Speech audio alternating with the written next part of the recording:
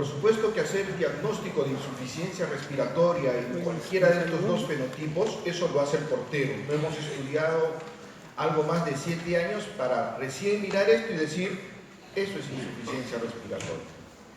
No se olviden ustedes que el diagnóstico de insuficiencia respiratoria desde el capítulo de Medicina 1 tiene como base gases arteriales, no solamente la clínica.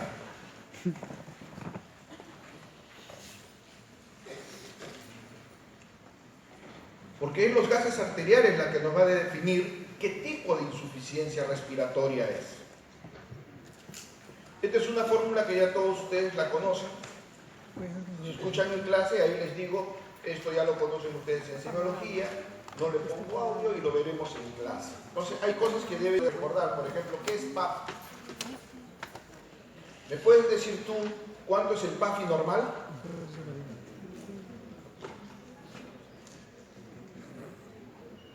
¿Cuánto es el PAFI normal? ¿Cuánto es el PAFI normal? Mayor de 300. Me encantó, porque me decían 0,21. Cuidado. PAFI es eso, la relación que existe entre la presión arterial de oxígeno y el FiO2. El FiO2 normal en el aire ambiental es 0,21. Eso no es PAFI. Y este FiO2 va cambiando en relación a la cantidad de oxígeno que el paciente va respirando. Puede respirar 100%, entonces su fracción inspiratoria de oxígeno será 1. Puede respirar al 50%, entonces su fracción inspiratoria de oxígeno será 0,5. Si estamos respirando aire ambiental, el 21% de lo que estamos respirando es oxígeno. Por eso es que la fracción inspiratoria de oxígeno es 0,21. Y les mencionaba cuánto es el PAFI normal, porque todo el mundo lee y dice PAFI por encima de 200. Me encantó lo de 300, porque debe haber leído algo del famoso síndrome de estrés respiratorio del adulto. Pero uno coge el libro y dice PAFI normal mayor de 200. Menor de 200, injuria pulmonar. Cuando el PAFI normal es esencialmente, como les pongo ahí, mayor de 400. Un paciente con menor de 400, entre 400 y 300, preguntémonos, ¿por qué un muchacho de 21 años tiene 350 de PAFI? Es imposible. Alguien me gustaría que saquen en sus celulares. Si tiene un PAFI de 350 y está respirando 0,21, ¿cuánto debiera tener de gases arteriales? Es decir, de PaO2. ¿Alguien ya sacó? 350 por 0,21, por favor.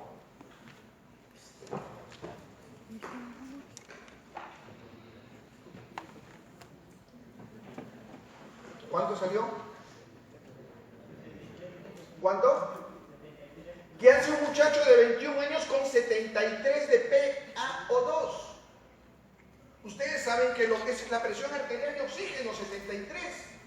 Cada uno de ustedes a los 21 años debiera tener alrededor de 90 o más. ¿Por qué está con 73 y tiene 350 de PAFI? Eso no es normal. Algo tiene que estar pasando. Al final llegan a la conclusión laboratoritis, pero tienen que preguntarse qué está pasando para que tenga un PAFI de 350. Más de 300 normal, 350. Y eso no es normal. No es normal que uno de ustedes tenga 73 de presión arterial de oxígeno. Cuando todos ustedes saben que hipoxemia es menos de 90. Esa es la idea de entender qué cosa es PAFI. No solamente nos sirve para encontrar estas cosas, sino nos sirve, es el mejor parámetro para evolucionar a nuestro paciente. Es muy distinto que el paciente llegue a emergencia con un PAFI de 200 y le pongamos oxígeno. Le ponemos 100% de oxígeno. Y en la noche el paciente esté con 150 de PAFI. Su evolución es pésima. Por supuesto que ya con menos de 200 no sé qué hace el paciente en emergencia, debiera estar en una unidad de terapia intensiva, evaluando si lo van a intubar o no.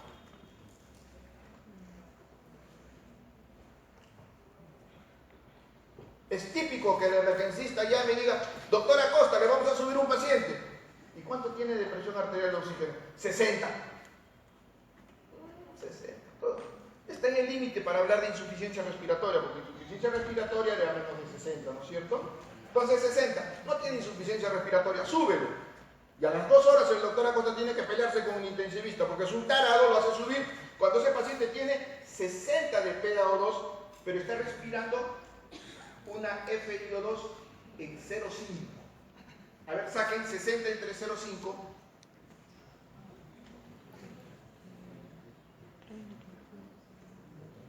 ¿Cuánto? 120. ¿Sí? 120. Miren el paquete de 120. Como es un idiota el doctor Acosta que lo sube con un PO2 de 60, pero no preguntó cuánto de oxígeno le estás dando.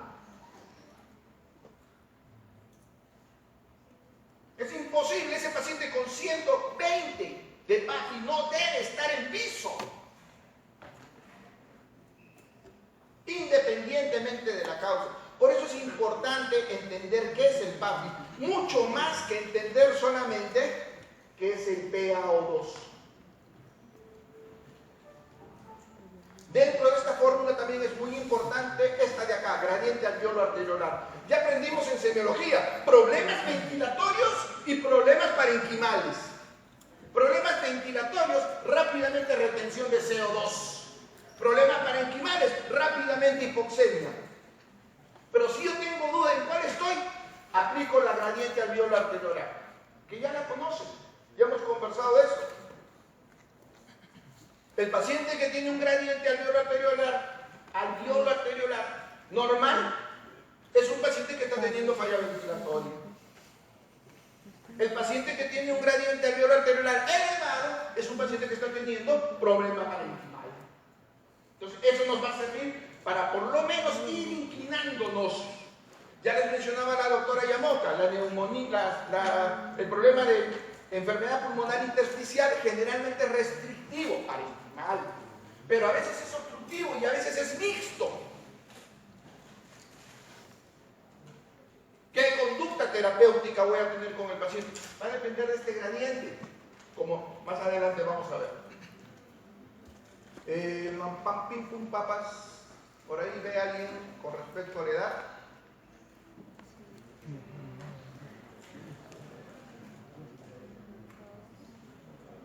En relación a la edad escapa, ¿qué pasa con el paciente gerónico?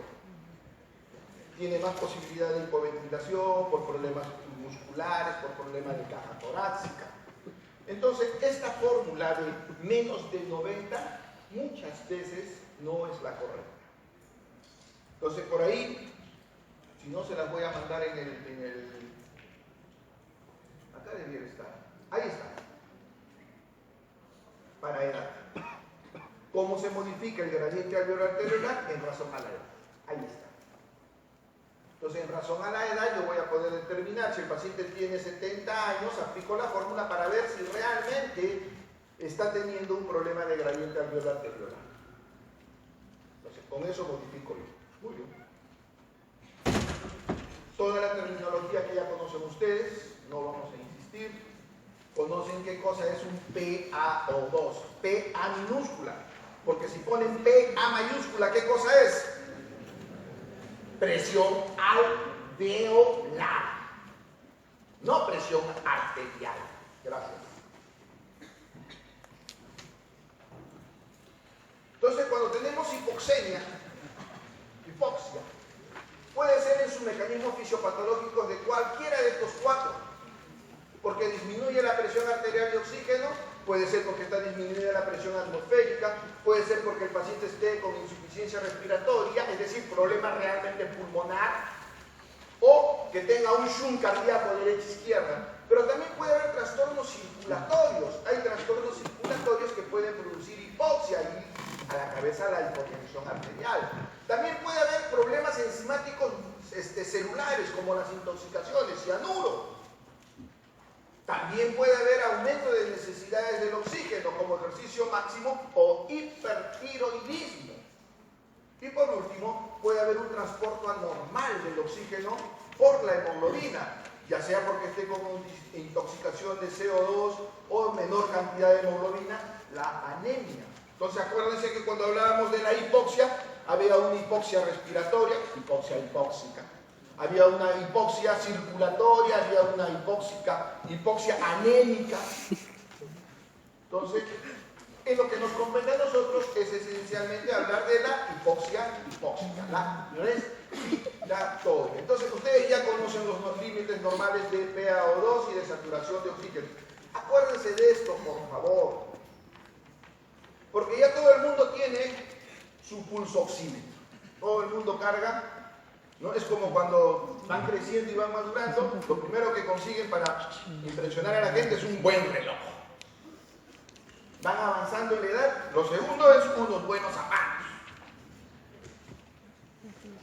Entonces llegan al mundo médico el estetoscopio, ¿no? Y ya las enfermeras, ya las obstetrices, ya sus compañeras comienzan a tirar lente, ¿no? Tiene enigma, ya no es cualquier estetoscopio. Y si lo ven aparecer con un pulsoxímetro, uy, uy, uy, este está adelante. Entonces, todo el mundo ya tiene un pulsoxímetro en el bolsillo. No sé si ustedes han visto la propaganda ahora, los ecodoppler que hay por celulares. Increíble lo que se está avanzando. Bueno, pero quedémonos acá en el pulsoxímetro. El pulsoxímetro normal es 97%.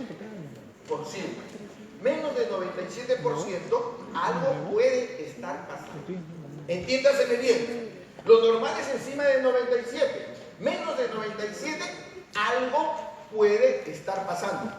Y dentro de ese algo puede ser, ese pulsosímetro está con la batería malograda. Lo ven al paciente, el paciente está respirando 18 por minuto, echadito, leyendo su condorito, y está saturando 95. Está saturando 90. Hay una incongruencia. No siempre háganle caso al pulsosímetro, pero pregúntense qué puede estar pasando. De repente, como les digo, es la batería. Muy bien. Entonces el límite normal es más de 80 y más de 95. Por debajo de eso comenzamos a hablar de hipoxemia. Hipoxemia leve. Y ya estamos hablando de 90 de saturación. Porque 90 de saturación en la curva de disociación, ¿se acuerdan? Corresponde a 60 de PaO2. Es decir, un paciente que tiene 89 de saturación tiene menos de 60. ¿Y eso no es insuficiencia respiratoria? Están pasando visita con su médico, le ponen el pulsoxímetro al paciente y está en 88. Y todos están riendo. 88, se ríen.Entiendan que eso es menos de 60. Eso es insuficiencia respiratoria. Se preguntarán qué está pasando acá. Entonces miren su pulsoxímetro, de repente está malogrado. De repente la uña de la paciente está pintada. Hay varios factores de sesgo. Pero ya tenemos que preguntarnos qué puede estar pasando. Por eso es muy importante que entiendan lo de 90. Es menos de 60. Y ahí moderado y de ahí severo. Es lo que les comenzaba a conversar. Aproximadamente, miren, 60, si yo trazo mi vertical, corresponde a 90 de saturación. Esa es la idea de esta famosa curva de disociación. O ahora sí, cuidado con que el paciente tenga menos temperatura, menos CO2, menos 2,3 trifosfoglicerato, es decir, acalosis. La curva se puede desviar hacia la izquierda. Y si el paciente tiene aumento de temperatura y cualquier cosa que origine acidosis, la curva se va para el otro lado. ¿Qué significa eso? Que si yo tengo una saturación de 90 y la curva se viene para acá, ese paciente está con un 45 de PaO2. Es decir, la alcalosis, cuidado. En cambio, la acidosis es protectora. La acidosis, hemos creado nuestros mecanismos de defensa. ¿Se acuerdan cuando conversábamos de acidosis? Hemos creado nuestros mecanismos de defensa para compensar la acidosis. La alcalosis es mucho más severa. Miren ustedes, como un paciente con acidosis, si yo tengo 90, puede tener hasta 70 de PaO2. y no necesariamente estaría en insuficiencia respiratoria. Esa es la idea de entender esta curva. Esto lo maneja más que todo el intensivista. No se preocupen por la acidosis. No he dicho no la traten, no he dicho no la miren. La alcalosis, tengan cuidado. Lleva a su paciente mucho más a la hipoxia.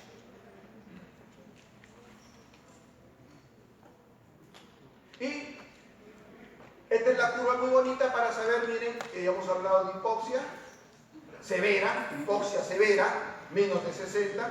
Miren cuando comienza a tener cianosis, miren cuando comienza a producirse daño celular, ya es una hipoxia recontra severa, y miren cuando el paciente se muere, ya sea por saturación o ya sea por cifras de PaO2, presión arterial de oxígeno. Entonces ya habíamos conversado sobre cuáles eran los criterios. Si hablo sin micro, ¿me escuchan todos? No, bueno, seguiremos acá entonces. Entonces ya hemos aprendido los criterios para insuficiencia respiratoria. Menos de 60 de PO2 o más de 50 de PO2. Respirando aire ambiental. Aire ambiental, ¿qué FiO2 es? Aire ambiental, ¿qué FiO2 es? Muy bien. Es muy importante. Yo quiero diagnosticar insuficiencia respiratoria. ¿Cuánto tuvo de gases arteriales? Respirando aire ambiental. No cuando ya le han puesto oxígeno. Para ahí ya no utilizaré la relación de PaO2. Para eso recurriré al PaO. Ahorita vamos a ver. Y por supuesto el paciente en reposo. Algo que yo les aconsejo como médicos generales que pronto van a hacer es lo que la doctora Yamoca ya les mencionó. La famosa marcha de los 6 minutos. La prueba de las marchas de los 6 minutos. Que debieron haberla conocido cuando hicieron semiología, de neumología, especialmente cuando hicieron el seminario de pruebas respiratorias. Ahí debieron haberles enseñado lo que era la famosa marcha de los 6 minutos. Un simple caminar hace que el paciente comience a desaturar. Comienza a tener mayor frecuencia cardíaca, mayor frecuencia respiratoria. Ni siquiera trotar, solo de caminar. Y eso no sirve como un medio basal para saber si con el tratamiento mi paciente va mejorando o va empeorando. Por eso es que cuando hablamos de insuficiencia, gases arteriales en reposo, no después de que ha estado corriendo. Ausencia en alcalosidad y en ausencia de alcalosis metabólica, por lo que hemos conversado, o acidosis metabólica, por lo que hemos conversado sobre los cambios de la disociación en relación a esas dos situaciones. Muy bien. Y hablamos de insuficiencia respiratoria aguda porque se produce en un corto periodo de tiempo. Vamos a ver que lo de corto periodo de tiempo es muy importante. Porque si el paciente ya tiene mecanismos de compensación, ya deja de ser, entre comillas, aguda. Puede ser subaguda o puede ser crónica. Por eso es que cuando hicimos gases arteriales, especialmente respiración, vimos cuáles son los mecanismos de compensación. ¿Cuál es el principal trastorno de gases arteriales respiratorios? El aumento de CO2. ¿Y qué hace el organismo para compensar ese aumento de CO2? Estamos hablando de acidosis respiratoria. ¿Qué hace el organismo? Comienza a retener bicarbonato y comienza a subir bicarbonato. Entonces, ese es su mecanismo de compensación. El paciente que tiene hipoxemia, ¿qué comienza a tener? Mayor cantidad de glóbulos rojos. Ese es otro mecanismo de compensación. Entonces, cuando nosotros encontramos dentro de sus análisis o dentro de su evaluación mecanismo de compensación, tenemos que pensar si será realmente agudo o no. Entonces tenemos la clasificación típica: hipoxémica, oxigenatoria y, acuérdense siempre, hipercápnica, y siempre el término de ventilatoria. Un paciente obeso, típico síndrome de Pigwis, ¿qué tipo de insuficiencia respiratoria produce? La 2. Porque es tan obeso que no puede ventilar. características tendrá ese paciente? Esto. Gradiente alveolar arterial, ¿qué les dije? Normal. Hipoxemia puede ser un poquito. ¿Qué pasa si ese paciente obeso esencialmente tiene este tipo? Hay algo más. Ya no es su obesidad, tiene que haber otra cosa. Un paciente que tiene escoliosis severa, que comienza a tener insuficiencia respiratoria, ¿de qué tipo tendrá? Ventilatoria. Si ese paciente presenta insuficiencia respiratoria tipo 1, algo más tiene que tener. Ese es el conocimiento que ustedes deben tener. Mirar el bosque, no solo el árbol. Tiene escoliosis y yo quiero que sea ventilatorio, pero tiene una hipoxemia severa. No, yo quiero que sea ventilatorio por la escoliosis. ¿La hipoxemia severa qué? Algo más tiene que tener ese paciente. Puede ser tos, neumonía, bronconeumonía. Sí. Hay que interpretar los signos. Entonces ya conocen ustedes las dos clasificaciones que ya lo hemos tocado. Miren, ahondamos un poquito. Dijimos, hipoxémica, menos de 60, saturación menos de 90, presión arterial de CO2 bajo, gradiente alveolar arteriolar según la edad. Esa es la hipoxémica. Gradiente alveolar arteriolar, miren, más de 30. ¿Cuánto es el gradiente alveolar arteriolar normal? Ya. Y en el caso de ventilatoria, miren ahí los criterios. La presión arterial de oxígeno puede estar disminuida, pero la presión arterial de CO2 se dispara. Generalmente son pacientes con acidosis y signos de hipercapnia. ¿Cuál es el principal signo de hipercapnia? Sopor.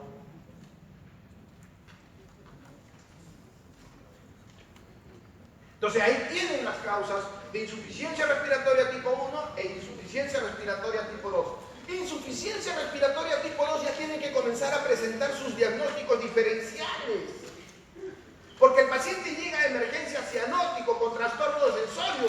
Dicen ustedes, miren, tiene dificultad respiratoria, trastorno sensorio, debe tener hipercapnia. Le toman gases arteriales y aparece hipercapnia. Pero ¿cuál es la causa? Radiografía, con pulmón normal y con pulmón anormal. Entonces ya comienzan a hacer sus diagnósticos diferenciales. El paciente que tiene hipoxemia no puede tener pulmón normal, porque hemos dicho hipoxemia puro es problema parenquimal. Algo tiene que tener de patológico esa radiografía. Doctor, pero si la radiografía está completamente transparente, ¿y eso es normal? ¿Cuándo una radiografía está completamente transparente? Cuando no tiene circulación. Porque la matidez negra del aire es contrastada con la circulación. Entonces ya no es negra, es un poquito gris. Si yo veo una radiografía completamente transparente es porque hay algo que está pasando que ese paciente no tenga circulación y eso se llama tromboembolia perfecta.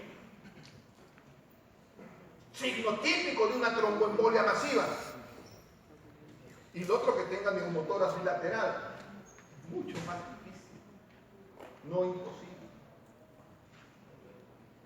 Pero acuérdense lo de pulmón negro y falta de circulación pulmonar. Tromboembolia masiva. Y su paciente se está presentando con oxígeno en el suelo. Pero el doctor Acosta nos dijo que la hipoxemia siempre es con pulmón patológico y acá veo los pulmones negritos. Les he dicho también, cuidado, la tromboembolia pulmonar. Muy bien. Entonces ya por definición es la incapacidad del sistema respiratorio para realizar un intercambio gaseoso eficaz adecuado a las necesidades metabólicas del organismo. Si mi paciente tiene hipertiroidismo, ¿se acuerdan de hipoxia por hipertiroidismo? Está la hiperfunción de mis células que mi función pulmonar normal ya no alcanza a controlar. Igual que cuando aprendimos insuficiencia cardíaca. La insuficiencia cardíaca a gasto elevado, como lo aprendimos en el hipertiroidismo. Pero eso lo consideramos en el caso de que el paciente tenga hipoxia. Como estamos en la hipoxia hipoxémica respiratoria continua. Entonces ahí tiene, eso está con audio, esto también está con audio, lo tienen muy bien clarito, como es la famosa, ¿cómo se llama esto? Perfecto. Hematosis.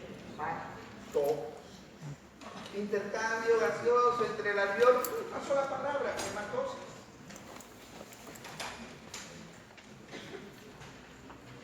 Entonces ya saben ustedes lo que es insuficiencia respiratoria. El doctor Linares, del Obrero, no sé quiénes de ustedes van a ir al hospital Almenara, han tenido una excelente suerte, es una de las sedes que tienen mis respetos, como todas. Y ahí el doctor Linares, el doctor Sergio Linares, que le encanta mucho cuidados intensivos, cuando hizo esta clase, colocó, y yo lo respeto por eso, tipo 3 y tipo 4. Son los cuadros de hipoxemia que uno ve en cuidados intensivos. Ya no solamente que sea hipoxémica o hipercáptica, sino que sea mixta o que sea mixta más hipotensión.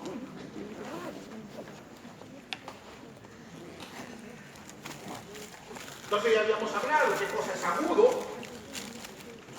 qué cosa es crónica o puede ser crónica realizada. El paciente está con 40 de presión arterial de oxígeno, con signos clínicos de insuficiencia respiratoria, con acidosis y tiene bicarbonato elevado. ¿Qué está pasando? Es un paciente crónico con reactividad. Entonces ya hemos hablado de la fisiopatología, ya lo hemos aprendido cuando hemos hecho semiología. 5 tipos que debemos acordarnos. Disminución de la fracción inspiratoria de oxígeno. Si el paciente sube a la puna, tiene disminución de la fracción inspiratoria de oxígeno, está ahí en el Himalaya, en la punta del Himalaya, creo que 8.800 metros, tiene disminución de la fracción inspiratoria de oxígeno, ¿sí o no? Acuérdate, estás aquí frente al juez, al lado del novio, y el juez te pregunta, ¿sí o no? ¿Qué dices? Sí. Si ya está frente al juez, es que ya le digo sí, no tiene opción. Bueno, a veces. Definitivamente que no.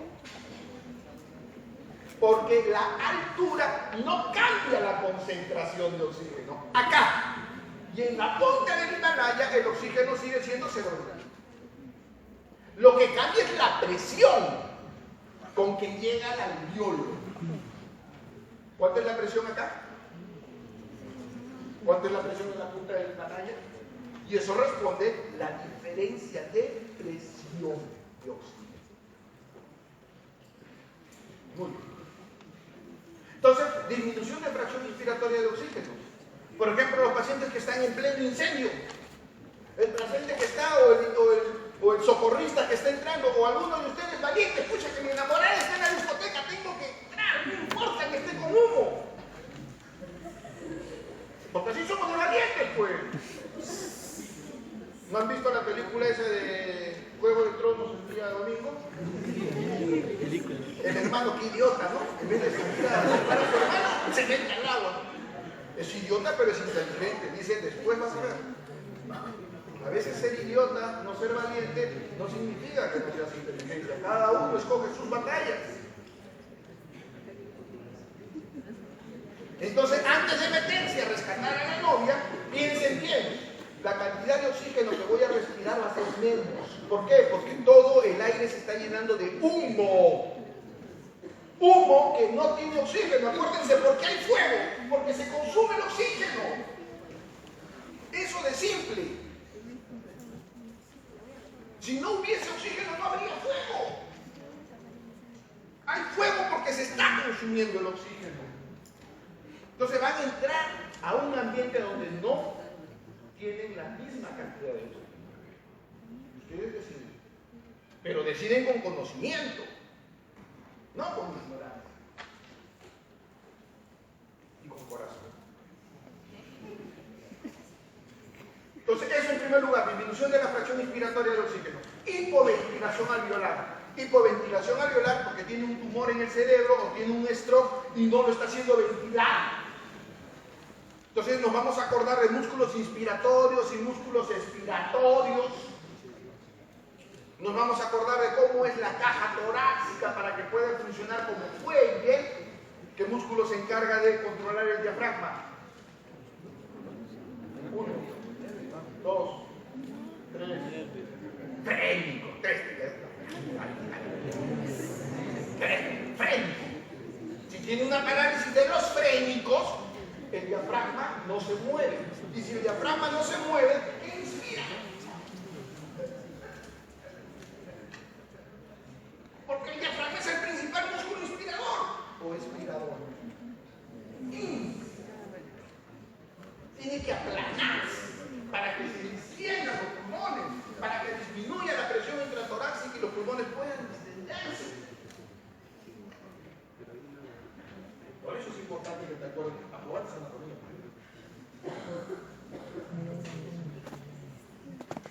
Estas dos causas fisiopatológicas son las más importantes causas de hipoventilación. Gradiente alveolar arteriolar.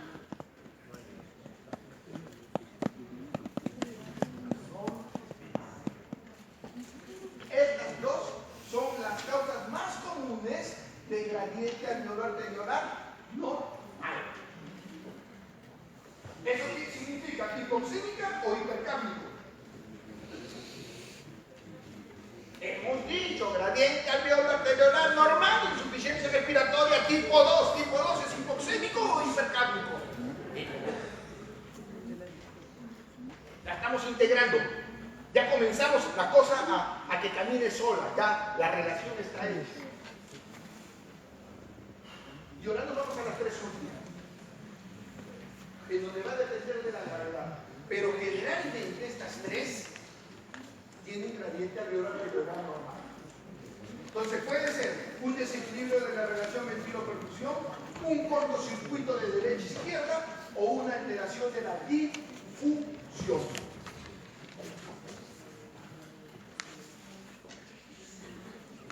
Ahí tenemos insuficiencia respiratoria por falla de bomba. La causa es ventilatoria. Por eso que ustedes ven ahí hipercápnica. Y en el otro lado, alteración del recambio gaseoso. Eso es parenquimal. Y por lo tanto, hipoxemia pura. Miren. Ya hemos aprendido. Esto es con gradiente alveolar arteriolar normal. Esto es con gradiente alveolar arteriolar elevado. Entonces no voy a insistir en esto, lo tienen bien clarito, ya lo hemos conversado cuando aprendimos. No voy a insistir en hipoventilación alveolar, ya lo tienen ahí, está con audio, pónganse sus micrófonos y van a escuchar la clase. Pero mucho cuidado con las fórmulas, no nos gustan las fórmulas, pero la fórmula es lo más simple para poder interpretar. Lo más simple para interpretar.